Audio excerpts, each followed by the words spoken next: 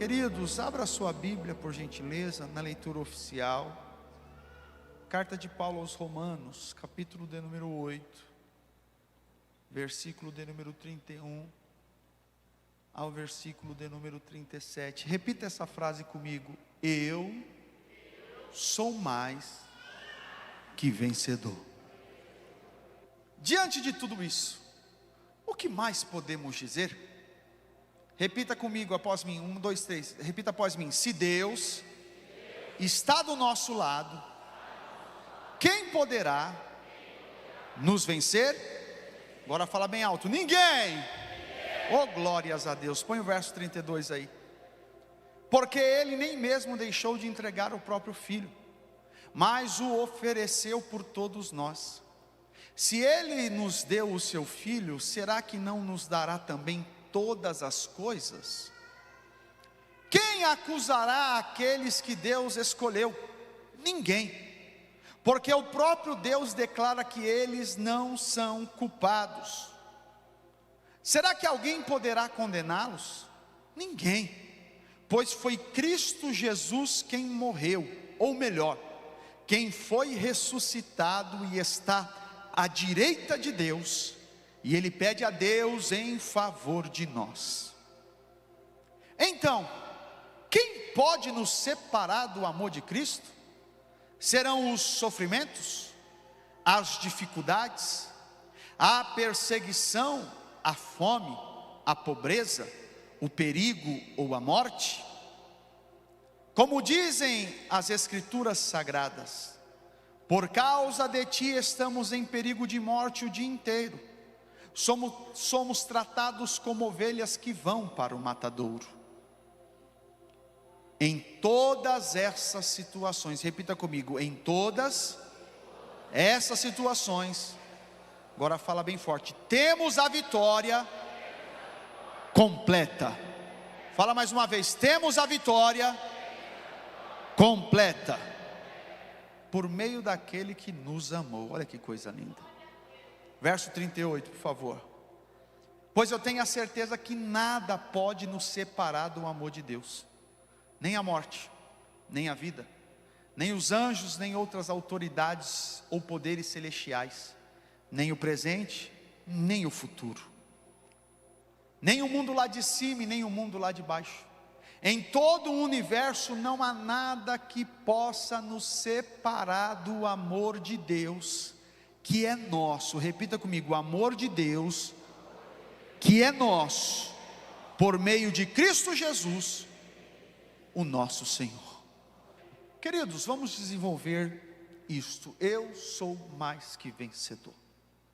Nós observamos pela palavra de Deus algumas verdades que são tão claras para todos nós, e uma delas é que nós, não é porque nós servimos a Deus, não é porque você adora a Deus, que você está livre de enfrentar dificuldades na tua vida.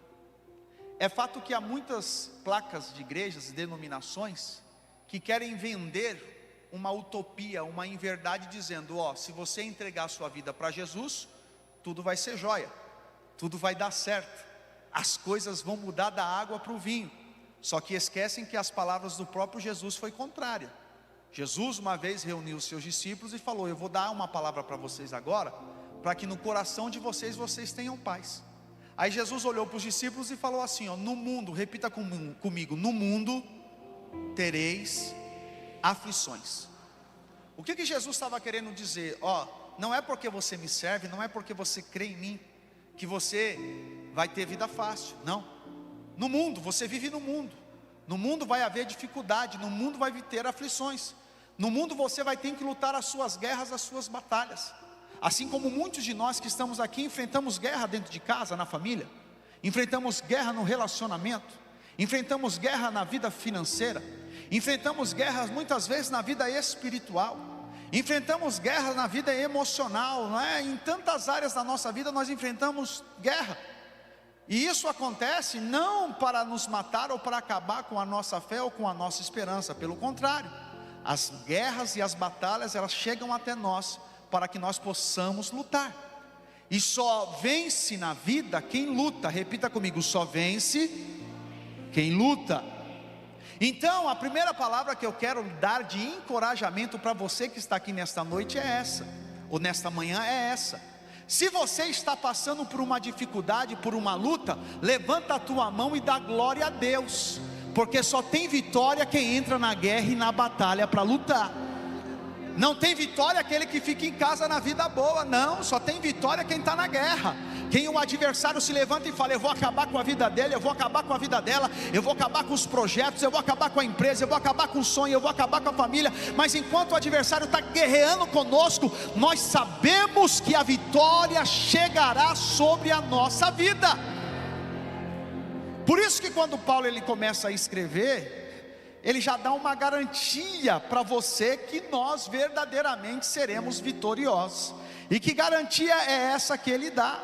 Pastor, se você estiver com a tua Bíblia aberta, você vai dizer assim, ó, e vem no versículo de número 31 que nós começamos a ler, ele escrevendo assim aos irmãos de Roma: diante de tudo isso, o que mais a gente pode dizer?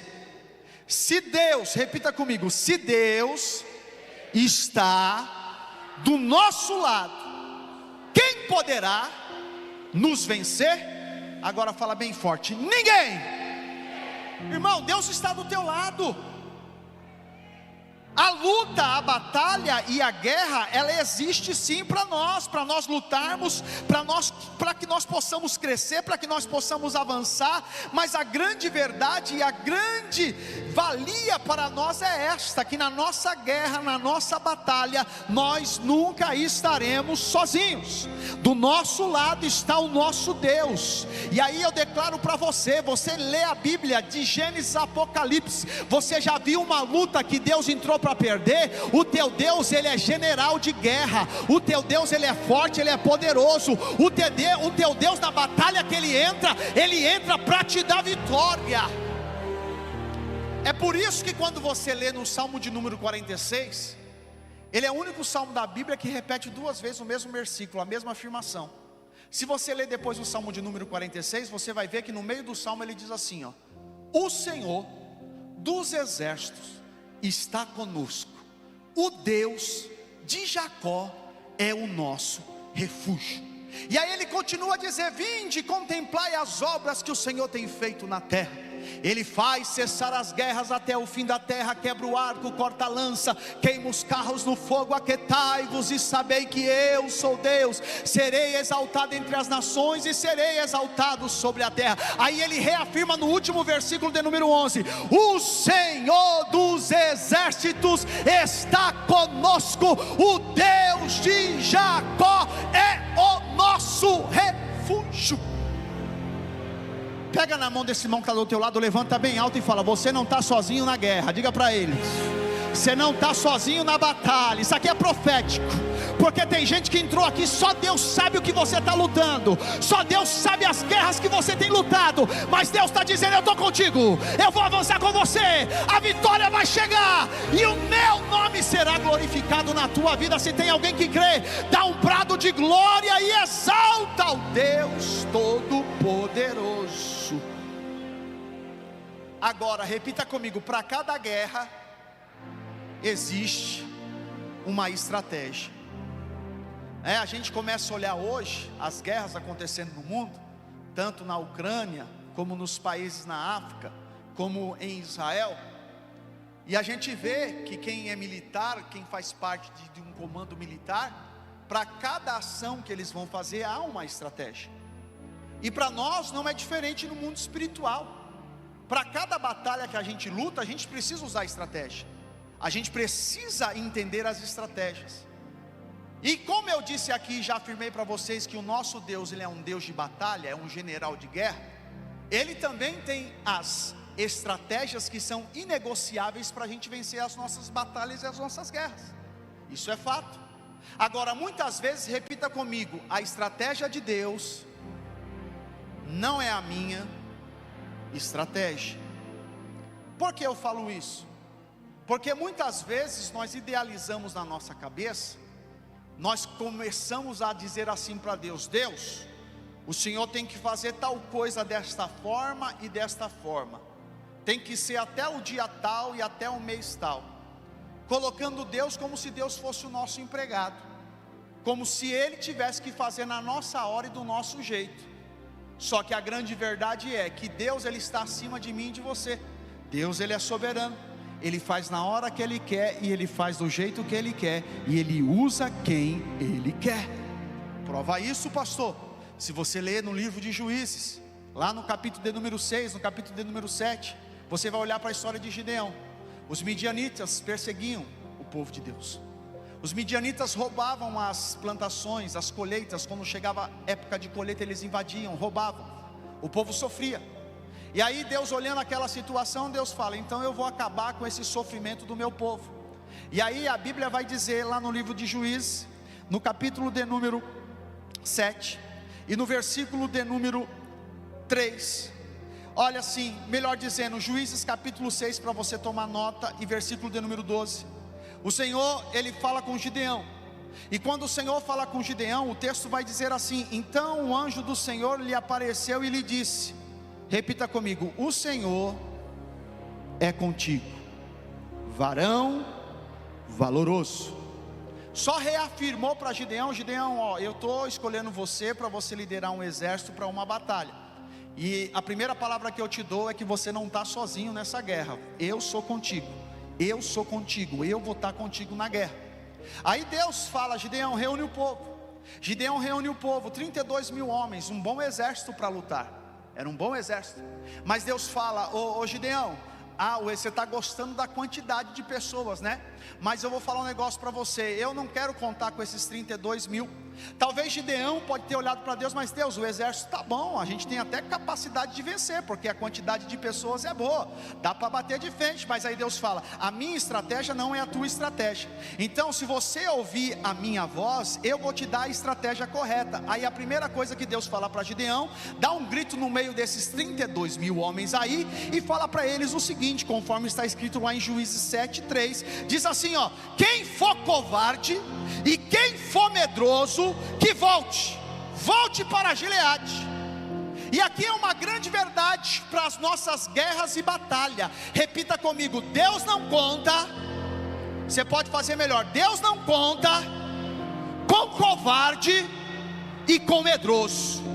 Ô meu irmão, se o Espírito de Deus está sobre você, a Bíblia diz que esse Espírito não é espírito de temor, mas é espírito de ousadia.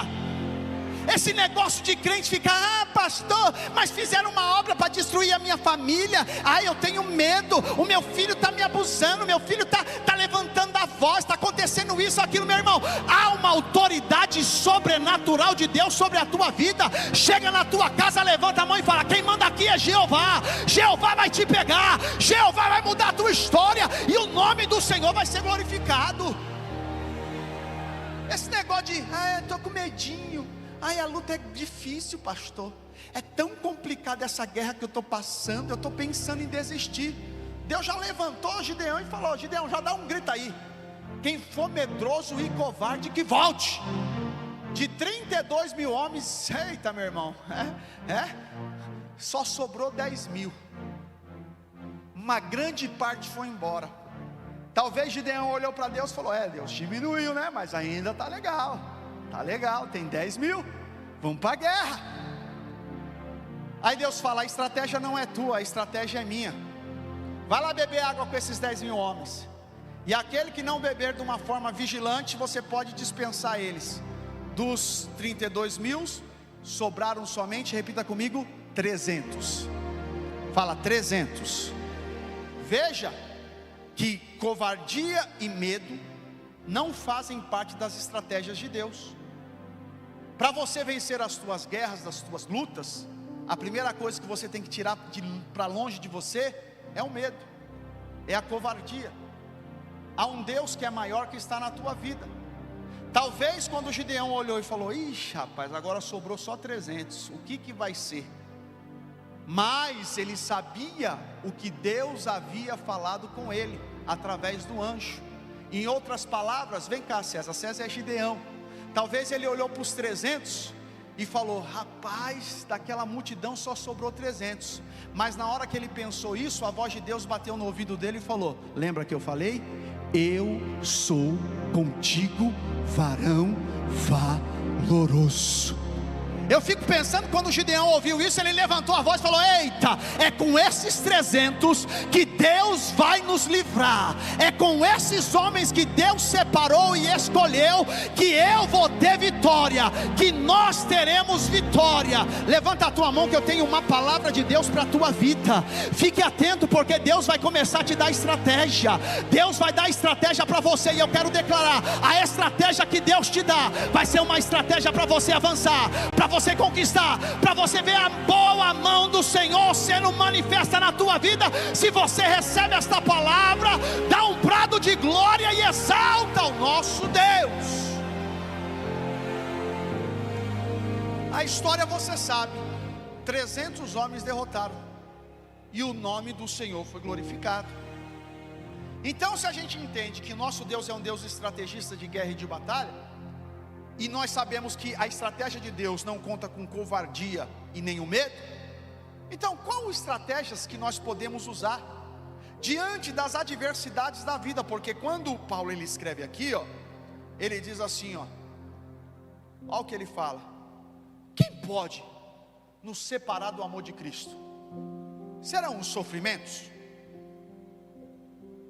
Isso ele está dizendo, você vai ter tempo na sua vida de sofrimento. Será as dificuldades? Será a perseguição? Será mesmo a escassez, quando chega a fome, quando bate a pobreza, o perigo, ou até mesmo, será que a morte pode nos separar? Será que essas guerras e essas batalhas podem nos separar do amor de Deus? E aí eu começo a olhar para as escrituras e ver que verdadeiramente sempre Deus nos dará estratégia. Repita comigo: sempre Deus nos dará estratégia. Eu não venho falar novidade para vocês, eu só venho reafirmar e reforçar aquilo para você praticar. A primeira estratégia que Deus te dá para você vencer as tuas batalhas, repita comigo: primeira estratégia, você pode fazer melhor, primeira estratégia, vida de oração. Como que você quer ter vitória no âmbito espiritual se você não ora? Como que você quer ver a ação de Deus na tua vida se você não busca mais a Deus como você buscava? Como que você quer ver Deus salvando lá na tua casa se você não tira tempo para orar a Deus e pedir pela tua casa e pela tua família? Quando nós entendemos que a oração ela é uma estratégia para a gente vencer, quando nós entendemos que nós não devemos perder tempo discutindo com o próximo, falando mal de pessoas, falando mal de instituições, dizendo: isso não está bom, isso não está correto, esse eu não gostei disso, eu não gostei daquilo. Quando você entra por este caminho, a derrota ela é certa. Mas quando você tem uma vida de oração, você pode até estar passando pela guerra, você pode estar até passando por esta batalha que é dura, e aos teus olhos pode ser algo impossível de acontecer. Mas uma coisa eu quero lhe dizer dentro da palavra de Deus, que quando você começa a orar, aqui na terra, o céu começa a se movimentar lá no alto em teu favor.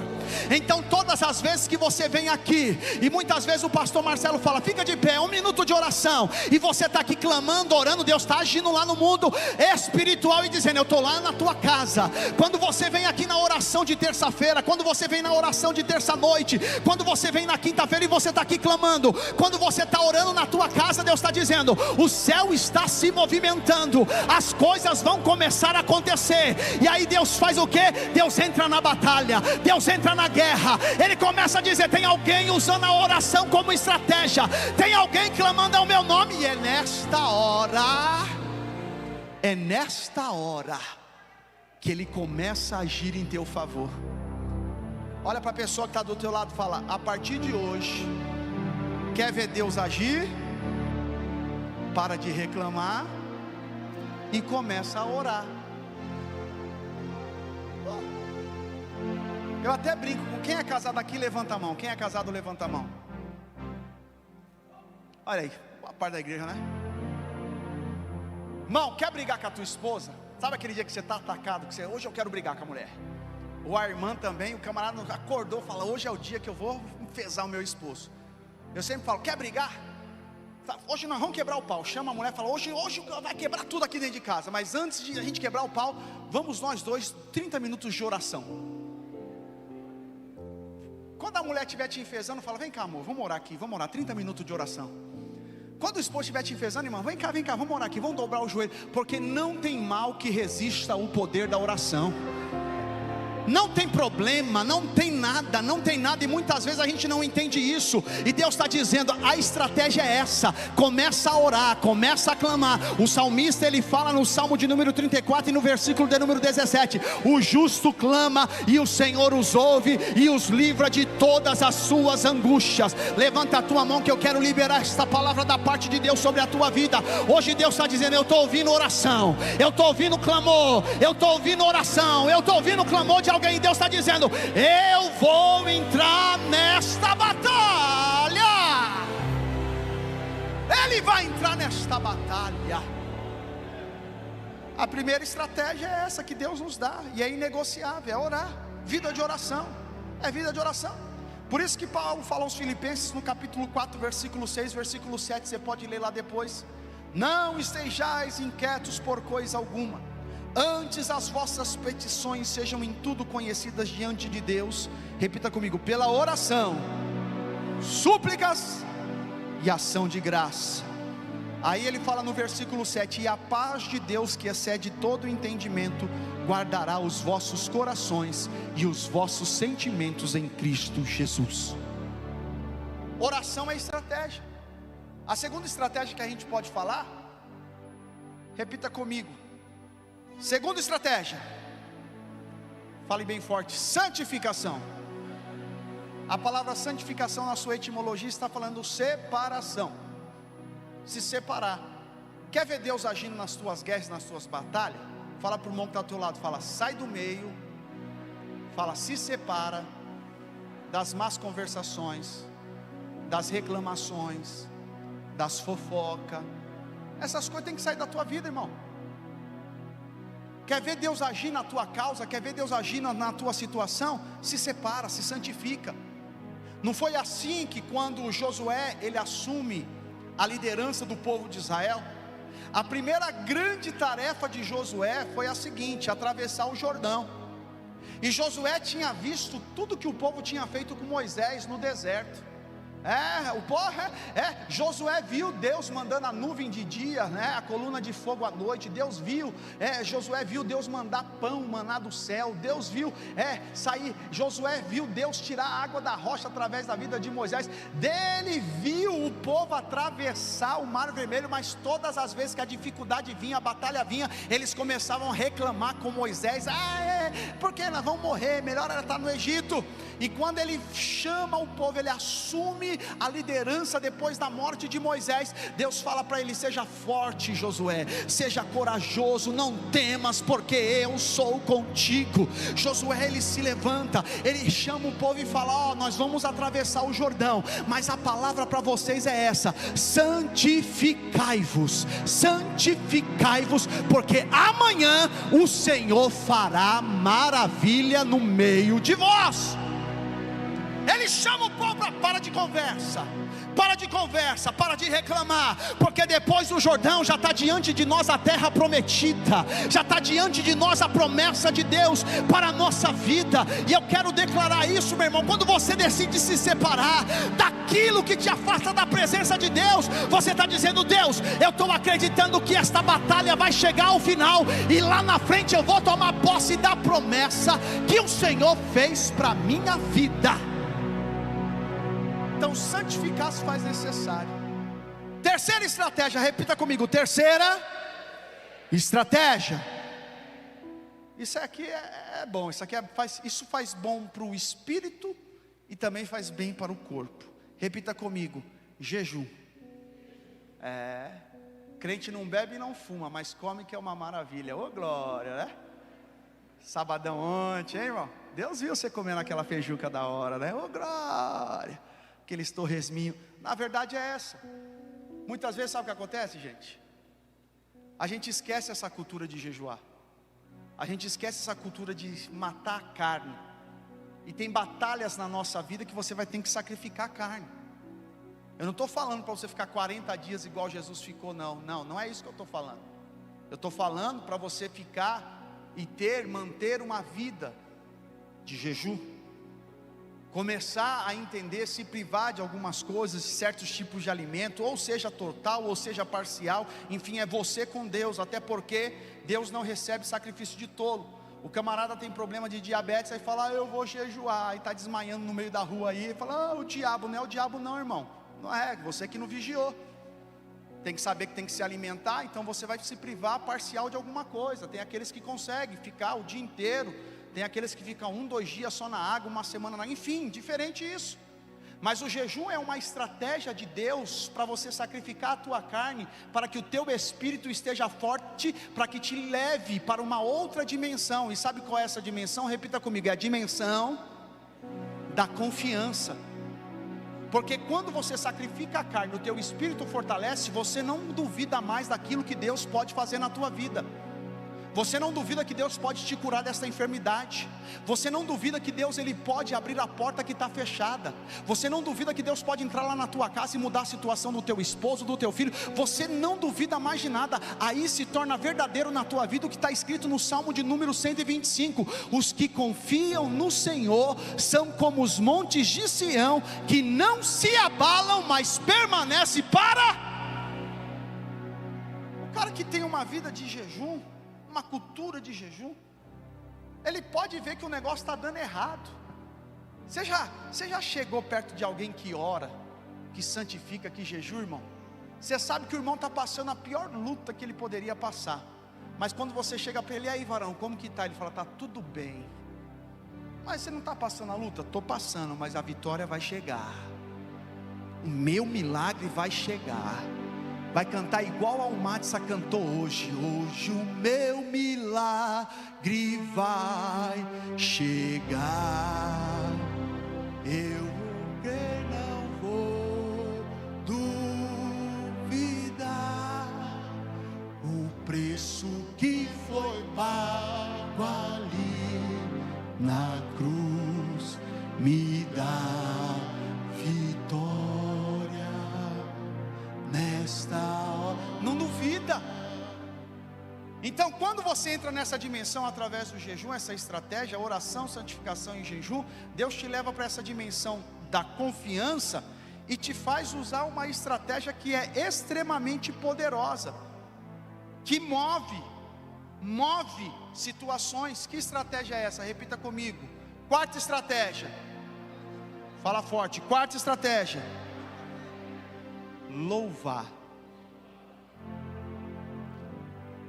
Fala para o irmão que está do teu lado, fala, a partir de hoje você está proibido de reclamar das lutas. Está proibido, irmão. Se alguém chegar do teu lado para reclamar das lutas que está passando, você vai falar, nós vamos louvar junto, porque é através do louvor que Deus vai se manifestar e o milagre vai acontecer na nossa vida. Indo para o trabalho, coloca o louvor e começa a adorar ao Senhor. É na tua casa, está lá em casa, você é do lar, lavando a louça, coloca o louvor bem alto e começa a adorar ao Senhor, porque enquanto você está adorando, Deus está dizendo, eu vou me levantar, eu vou trabalhar, eu vou fazer o sobrenatural acontecer na vida deles, porque eu sou o Deus poderoso. Quando você lê o livro de Atos, capítulo 16, você vai ver a prova disso. A Bíblia vai dizer que Paulo e Silas, eles chegaram naquela cidade, e quando eles chegam naquela cidade, tinha aquela mulher com o espírito de adivinhação. Eles foram lá e repreenderam o espírito daquela mulher. Aquela mulher, ela dava lucros aos seus senhores com adivinhação.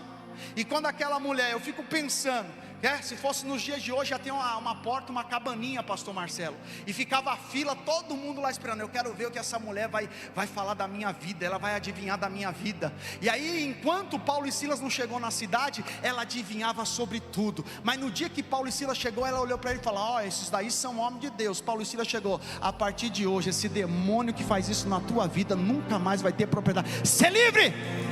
Eu fico imaginando no outro dia a fila, aí chegando lá para, tudo bem, o que você tem para revelar? Eu não tenho para revelar nada, eu só quero dizer que Jesus de Paulo e Silas é poderoso para mudar a história da tua vida. Quando acabou aquilo, pegaram Paulo e Silas deram uma surra neles, colocaram eles aprisionados num cárcere, colocaram correntes nas suas mãos e pés. E eu falo para vocês, irmãos, na lógica humana, Paulo e Silas, eles teriam direito para reclamar? Sim ou não? Sim ou não? Eu fiquei imaginando se fosse eu. Pô Deus, fui lá, expulsei o demônio, preguei a palavra, transformei a vida da mulher, e o que eu recebo em troca é uma surra, e agora estou na cadeia? Você está de brincadeira, Jeová. Mas eles não usaram a ferramenta humana da reclamação, eles usaram a estratégia de adoração. A Bíblia vai dizer, e se você ler o texto que está escrito lá, que enquanto eles estavam presos, eles começaram a orar. Repita comigo: orar e louvar. E eles começaram lá a orar, começaram a louvar. Eu não sei que hino que foi, eu não sei o que eles cantaram, mas se fosse no dia de hoje, dá um dom maior assim, ó. Dá um dom maior aí, dá nota cheia para mim. Então louve, simplesmente louve. Tá chorando, louve. Precisando, louve. Tá sofrendo, louve. Não importa, louve. Teu louvor invade o céu. Por quê? Deus vai na frente, abrindo caminho, quebrando as correntes, tirando os espinhos, ordena os anjos para contigo lutar. Ele abre as portas para ninguém mais fechar. Ele trabalha para o que nele confia, caminha contigo de noite ou de dia. Erga tuas mãos, tua bênção chegou. Comece a cantar. Com muito louvor, com muito louvor, com muito louvor.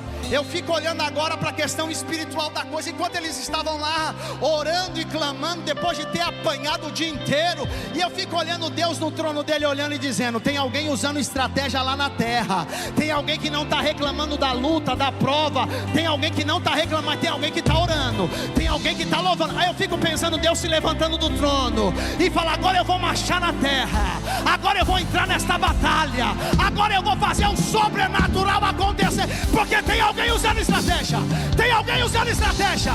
Tem alguém usando as estratégias de Deus.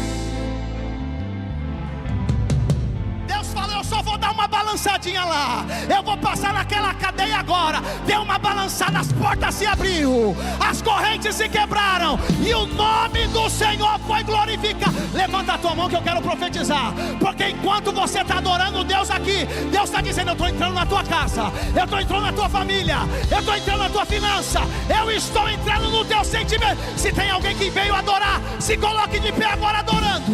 Se coloca de pé agora adorando.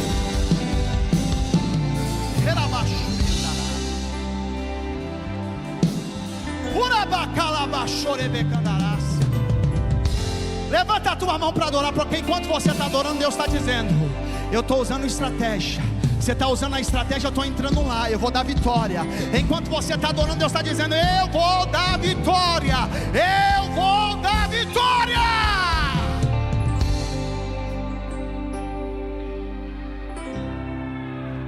Deus vai na frente, abrindo caminho, quebrando as correntes, tirando os espinhos, ordena os anjos para contigo lutar. Ele abre as portas, ele trabalha para quem nele confia, caminha contigo de noite ou de dia. Só quem crê, erga tuas mãos, tua bênção chegou.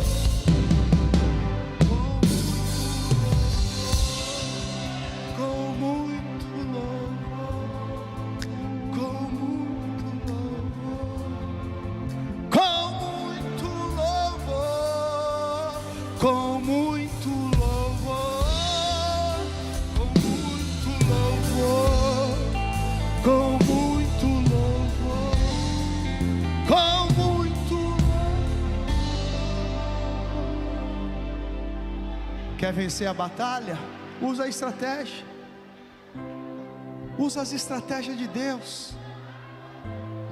É por isso que Paulo, ele chega, ele fala: ó, nada vai nos separar. Não vai ser a luta, não vai ser a dificuldade, nada vai nos separar. Aí ele diz, coloca o versículo de número 37 para a gente declarar. Coloca o versículo de número 37 para a gente declarar aí na tela. Louvado é o nome do Senhor. Romanos 8:37, eu quero que você declare. Eu quero que quando você usa as estratégias, vamos declarar no 3, 1, 2, 3.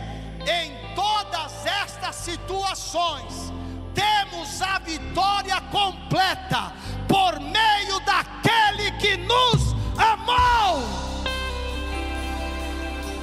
A vitória vem dele, a resposta vem dele, e a tua parte é o que? É usar a estratégia, é orar, é continuar orando, é continuar adorando, é continuar jejuando, é continuar se santificando, porque quando você faz isso, Deus trabalha, e Deus dá vitória para as nossas vidas.